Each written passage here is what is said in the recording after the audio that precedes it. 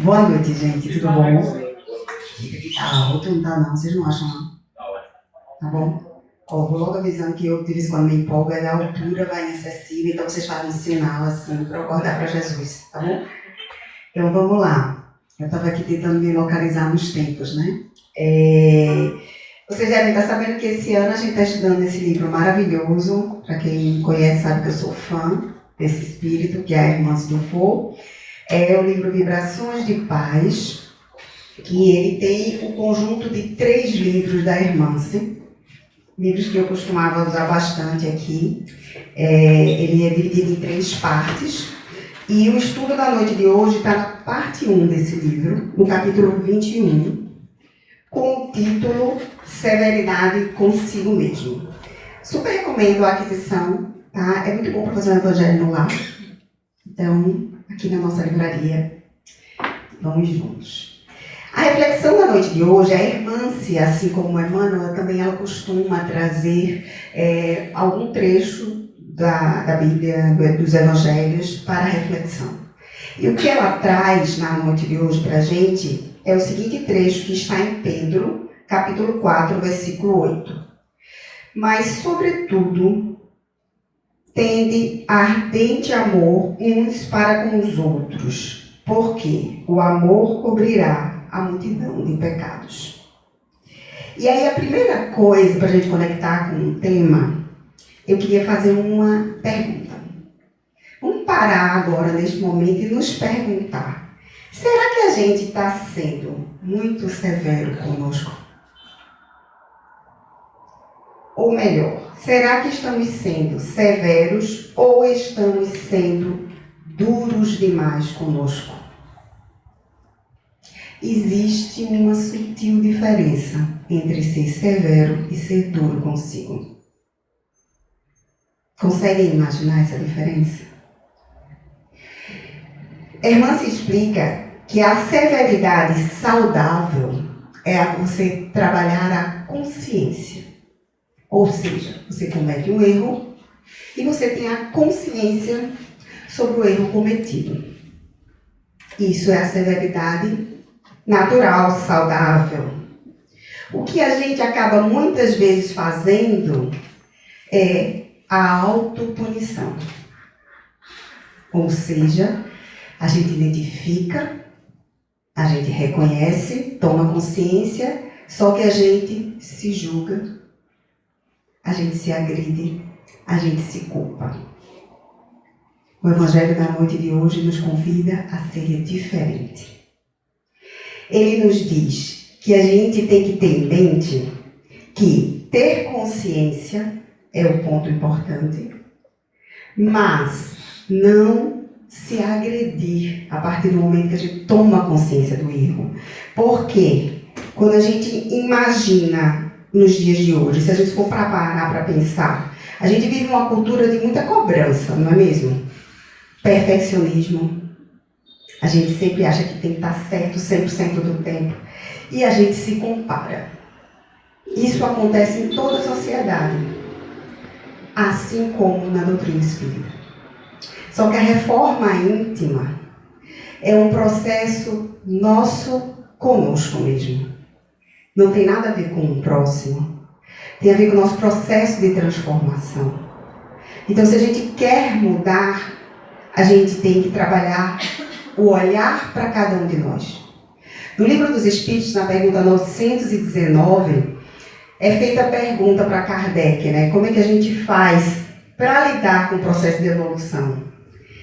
Vou até tentar pegar aqui a pergunta bem certinho, porque eu achei ela tão boa. Peraí, né?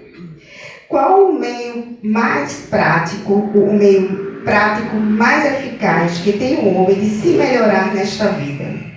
Vocês sabem o que é que os Espíritos responderam? Alguém desconfia? Uma frase de um filósofo. Olha, dei a dica. Conhece-te a ti mesmo. Os Espíritos nos falam da importância de buscar nos conhecer. E Santo Agostinho, que comenta esta pergunta, fala que enquanto ele estava na Terra, o que ele fazia? Todos os dias ele fazia uma autorreflexão. Ele refletia e se perguntava: o que eu fiz no meu dia de hoje? Como eu me comportei? Como eu agi? Eu fui bom para com o próximo? E nesse processo de autoconhecimento, ele identificava o que ele ainda precisava transformar. Mas ele não se chicoteava. Ele só fazia o processo de autoconhecimento. Então, o primeiro passo para que a gente consiga ter a severidade saudável é a gente trabalhar o nosso autoconhecimento. E acolher o errar. Porque a gente está vivendo a lei de progresso. A lei de progresso, ela é passo a passo. Todos nós vamos evoluir. O máximo que pode acontecer se você não estiver evoluindo é dar aquela paradinha. Aí você pode, às vezes, ficar parado algumas reencarnações. A gente não quer isso, né? Mas a gente não vai dar passo para trás, gente. A gente vai estar sempre evoluindo. Assim como o nosso planeta está evoluindo. O que vai acontecer se quem vive neste planeta não evoluir como o planeta está evoluindo? Alguém tem alguma dica? Vai reencarnar em outro, né? O planeta, gente, ele vai continuar evoluindo. A gente está evoluindo. As pessoas que não conseguirem acompanhar o planeta para o seu mundo de regeneração vão ter que dar uma passeada em outro planeta que ainda vai estar em provas e expiação. Nós sempre vamos evoluir. A gente precisa fazer isso com amor, com compaixão. Compaixão para conosco também, não só para com o próximo. A gente tende a ser vigilante e a buscar cada vez mais amar e compreender o outro. A gente esquece de fazer isso para com a gente. Certo? Então vamos lá. Errar é parte do processo. Qual é o ciclo da evolução? Eu errei, eu identifiquei o erro, eu corrijo e eu recomeço. É isso que a irmã nos diz no Evangelho de hoje. E aí ela ainda nos dá uma dica. Ela diz que no momento em que a gente está buscando esta evolução, que a gente identificou o erro, qual é o próximo passo? É a gente se arrepender. Se arrepender, fazer uma prece sincera de pedido de perdão e se dispor a mudar.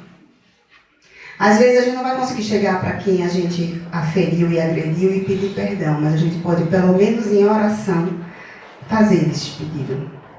A única coisa que a gente não pode fazer é esquecer que a referência que Jesus nos deu de amor ao próximo começa em amar nós mesmos. Porque o que ele diz para a gente é amar ao próximo como a si mesmo. Então, o mesmo carinho, o mesmo cuidado que eu procuro ter com o meu irmão que erra para comigo, vamos buscar ter quando nós errarmos. Não persistir no erro, mas não se entregar à culpa, porque a culpa paralisa a gente. Quando a gente reconhece o erro e assume a responsabilidade sobre o nosso ato, a gente caminha. E aí vamos ouvir uma historinha aqui. Eu vou pegar um celular que está no modo avião. Porque a memória já não é mais a mesma. E aí tem uma historinha que eu queria compartilhar para a gente ilustrar o Evangelho de hoje, que diz o seguinte. Havia uma mulher que decidiu fazer sua reforma íntima com muita seriedade. Todos os dias, antes de dormir, ela fazia um exame de consciência.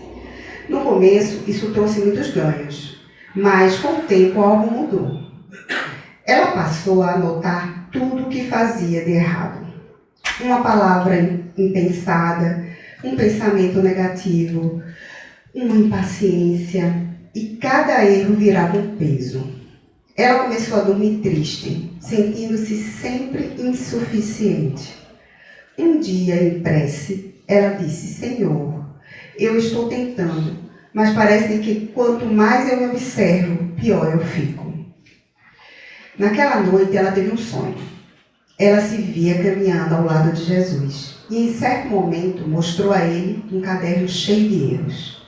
Esperava uma repreensão, mas ele apenas olhou para ela com ternura e perguntou: E onde você anotou seus esforços? Onde você anotou seus esforços? Ela ficou em silêncio. Então ele completou: você está aprendendo, mas está esquecendo de se amar enquanto aprende. Que lição, não é? Então vamos fazer um compromisso essa semana? No nosso processo de autorreflexão ao final do dia, vamos começar a listar o que a gente fez de bom.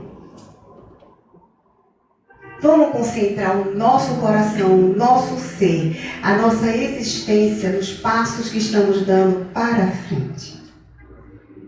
Naturalmente, a gente vai ter a consciência quando a gente fizer uma coisa errada e a gente vai ter, às vezes, durante o próprio dia.